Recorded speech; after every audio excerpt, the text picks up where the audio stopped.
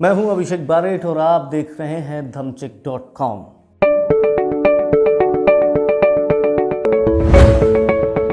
हिंदी में एक बड़े मशहूर और कामयाब व्यंग्यकार हुए हैं हरिशंकर परसाई। हरिशंकर परसाई का कहना था कि भारत को धर्म के नाम पर किसी भी तरीके से ठगा जा सकता है और उनकी ये बात इन दिनों बहुत हद तक सही साबित हो रही है। इन दिनों एक बाबा जी हैं, वो मशहूर हो रहे हैं, नाम है धीरेन्द्र कृष्ण शास्त्री। इन पर इतने वीडियो बन चुके हैं कि केवल 26 साल के ये तथाकथित बाबा बड़े फेमस हो चुके हैं।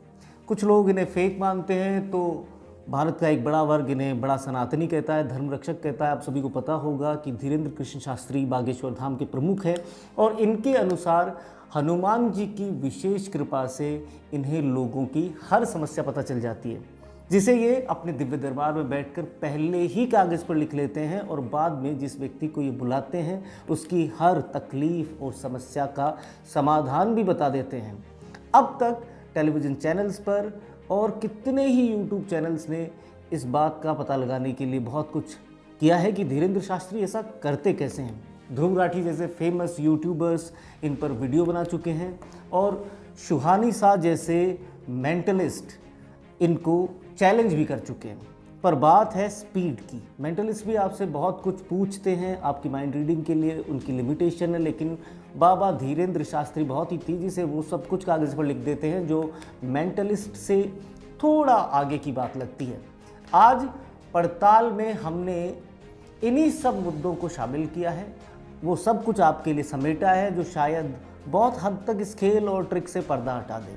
आज हम पड़ताल में उन सभी सवालों के जवाब देंगे जो आपको चमत्कार लगता है लेकिन विज्ञान को ट्रिक लगता है। आज बात सिर्फ धीरेन्द्र कृष्ण शास्त्री के साथ ऐसी ही कला के एक जानकार यानी पंडोखर सरकार के प्रमुख गुरु शरण शर्मा की भी होगी।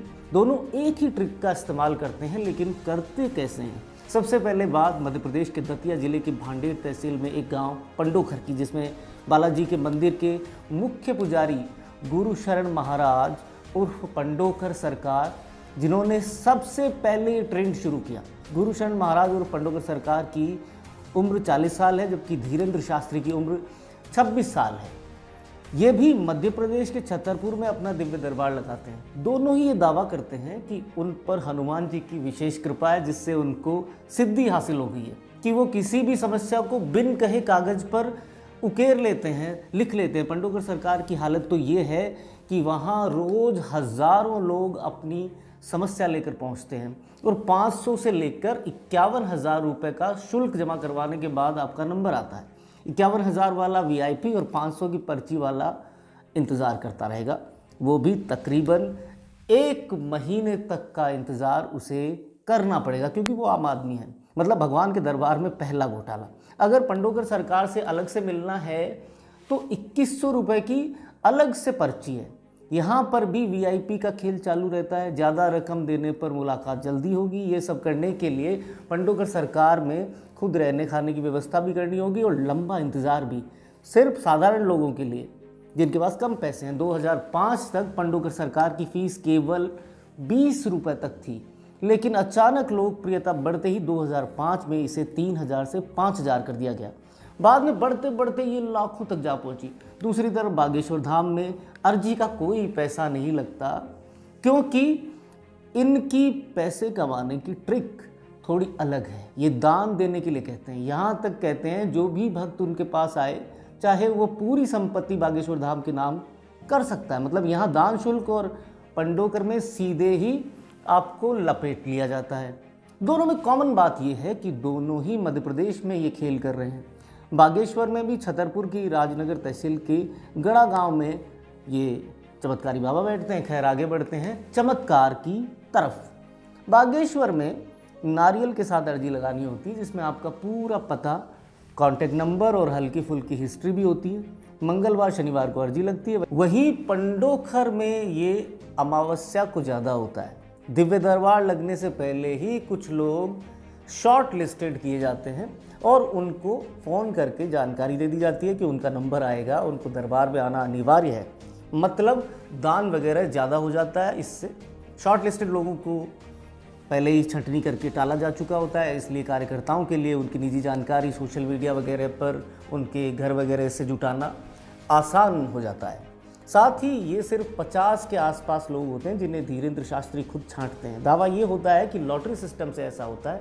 अंधश्रद्धा निर्मूलन समिति के श्याम मानव कहते हैं कि बस यही बाबा की ट्रिक है, जिसके बारे में इन दोनों बाबाओं को बताना होता है। वही लोग बुलाए जाते हैं, मतलब पर्ची उनकी स्वीकार होती है जिनकी जानकारी बाबा को होती है, और पहले ही उसके बारे में होमवर्क करके वो जानकारी लगभग जुटा ली जाती है। बाबा लोग अक्सर ऐसा कर देते हैं, तो देशों में अगर इस तरह का खेल होता है तो कैंसर हॉस्पिटल की ज़रूरत नहीं पड़ेगी और बाकी समस्याओं का समाधान भी बाबा कर देंगे। सारी समस्याओं को बाबा पर्ची पर पहले ही लिख देते हैं और बाद में सारे रोग समस्या जड़ से मिटा देते हैं। मशहूर जादूगर शिव कुमार ने दोनों ही बाबाओं को चैलेंज किया था कि ये ट्रिक है, और पिछले 30 सालों से वो भी ये काम कर रहे हैं। लेकिन अगर उन्होंने इस ट्रिक को धर्म का नाम देकर दरबार लगाया होता तो आज वो करोड़पति होते।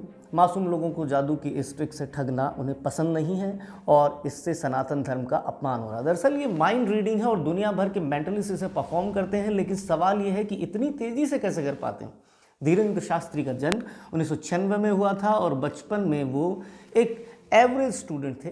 गरीबी में बचपन कटा और बचपन में ही धोती कुर्ता पहनने लगे। साथ ही उनके दादा को ये ट्रिक आती थी। धीरेन्द्र ने इसे बचपन में ही सीखना शुरू कर दिया था और धीरे धीरे अभ्यास से इसमें परफेक्शन हासिल कर लिया। वो लोगों को छोटे स्तर पर ये करके दिखाने लगे और बाद में भागवत कथा करने लगे, और उनको प्रसिद्धि तब मिली जब बाबा रामदेव की आध्यात्मिक चैनल संस्कार पर उनकी भागवत कथा का टेलीकास्ट हुआ। उसके बाद ये पर्ची लिखने वाली ट्रिक दिखाने लगे और देश की मासूम जनता धर्म की आड़ में उनकी भक्त बनती चली गई और बचपन में पढ़ाई छोड़ देने वाले धीरेन्द्र बन गए बागेश्वर सरकार, ठीक उसी तर्ज पर जैसे पंडोकर सरकार। इन लोगों के भक्तों में देश के सबसे बड़े रसूखदार लोगों ने भी बाबाओं की प्रसिद्धि में अहम भूमिका निभाई है। पंडोकर सरकार के यहाँ लालू प्रसाद यादव जैसे लोग भी गए, साथ ही महाराष्ट्र के डेप्यूटी सीएम देवेंद्र फडणवीस, केंद्रीय मंत्री नितिन गडकरी, शिवराज सिंह, गिरिराज सिंह, गृह मंत्री नरोत्तम मिश्रा, अखिलेश यादव, शिवपाल यादव जैसे बड़े नाम इनके दरबारों में कई बार मत्था टेकने पहुंचे हैं। इससे आम जनता में अंधविश्वास को और मजबूती मिलती है। अब अगर विज्ञान की नज़र से देखें तो ये सारा खेल हमको समझ आ जाता है। साइकोलॉजी में एक शब्द है और पूरा विषय भी है, नाम है मेंटलिज्म। मेंटलिज्म को खुद मनोविज्ञान भी एक ट्रिक कहता है, जिसमें कई सारी शाखाएं हैं जैसे सम्मोहन, टेलीपैथी, क्लेयरवॉयंस, अटकल, मनोविश्लेषण, स्मृति, कर्तव्य, मध्यमता और त्वरित शारीरिक गणित, जिसके अंतर्गत माइंड रीडिंग की जाती है। इसका निरंतर अभ्यास आपको इस ट्रिक में महारत हासिल करवा देता है। दरअसल इसमें मेंटलिस्ट 3 मुख्य शाखाओं को या चीज़ों को इस्तेमाल करता है, और अगर उसकी प्रैक्टिस अच्छी है तो वो आपके सामने आते ही इन बाबाओं जैसा चमत्कार कर देगा। ये तीनों चीज़ें हैं, सेंसरी अवेयरनेस, कॉग्निटिव अवेयरनेस और the courage to be sensitive. इसके अलावा कॉल्ड ह्यूम के कंसेप्ट सिंक्रोनाइजेशन में ये स्पष्ट किया गया है कि हर व्यक्ति का दिमाग एक दूसरे से कनेक्टेड है। अगर हमारे दिमाग को एक परफेक्ट रिसीवर के रूप में ढाल लिया जाए, यानी कि लगातार अभ्यास से ऐसा करना मुमकिन है, और ये कोई चमत्कार नहीं है। जैसा एक न्यूबॉर्न बेबी की माँ उसे चाइल्ड स्पेशलिस्ट डॉक्टर के पास ले जाती है और वो कहती है कि इसे पेट में दर्द है या सर में, और माँ करीबन 100% सही डायग्नोस कर लेती है, क्योंकि ये कनेक्टिविटी उसे बच्चा कंसीव करने से लेकर बच्चा पैदा करने के बाद तक मिल गई होती है।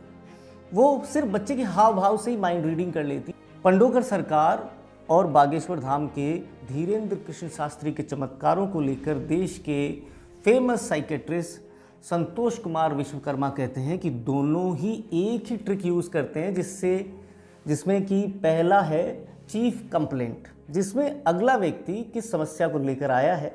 माइंड रीडर साइकोलॉजिस्ट आपके पहनावे, कड़े, ताबीज़, अंगूठी, उठने बैठने के तरीके, बोलने के अंदाज से ही आपकी समस्या को 100% तक पहचान कर लेता है। वर्षों तक लोगों का इलाज करने वाले कई अनुभवी साइकेट्रिस्ट मरीज के सामने आते ही उसकी दवाई उससे पूछे बिना ही लिख देते हैं उसे क्या समस्या है, क्योंकि उनको इसका इतना अनुभव हो चुका होता है कि वो सिर्फ देखने भर से ही पेशेंट की समस्या का पता लगा लेते हैं। दूसरा पार्ट है हिस्ट्री। ये दोनों ही बाबा जो हैं वो देश की मासूम जनता को धर्म के नाम पर साइकोलॉजिकल जो ट्रिक है उसके आधार पर ठगी कर रहे हैं।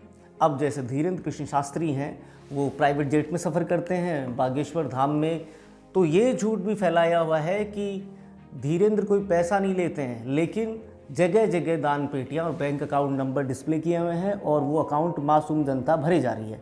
पंडोखर ये तमाशा खुलेआम कर रहे हैं। ऐसा नहीं है कि ऐसा करने वाले सिर्फ 2 महान बाबा है, बल्कि रेप के आरोपी ब्रह्मेश्वर धाम के लवलेश भी ऐसा कर चुके हैं, पर अब जमानत पर उनका दरबार फीका पड़ गया है। और भी कई बाबा हैं जो यही ट्रिक लगा रहे हैं, पर जब सरकार ही अंधविश्वास के आगे झुकी हो, बड़े बड़े राजनेता इनके पैरों में गिरे हों, तो जनता को खुद से सवाल करना होगा, खुद उठना होगा और भारत के आध्यात्मिक ढांचे में आडंबर के ये किले जनता को खुद ढहाने होंगे। तो श्रद्धा के नाम पर बहकावे में ना आए।